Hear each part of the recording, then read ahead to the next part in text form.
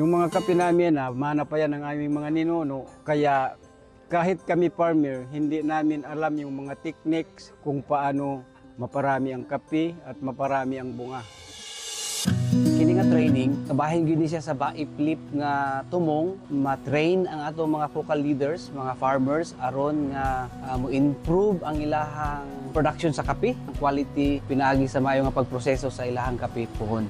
Malaking tulong doon sa amin kasi yung mga nursery, nakagawa na kami, yung solar dryer, gumawa na kami, yung pagbilad sa lupa at saka sa kalsada, pinagbabawal na po yan ng aming barangay.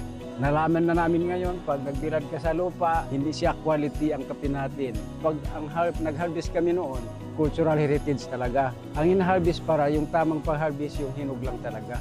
So sa new planting naman, may nalalaman ni rin kami. Noon, ang pag nagtanim kami, binubunot lang namin yung seeds, yun, at saka yung binhi. Ngayon, dapat pinapatubo na talaga sa plastic bag, ganyan, bago itanim.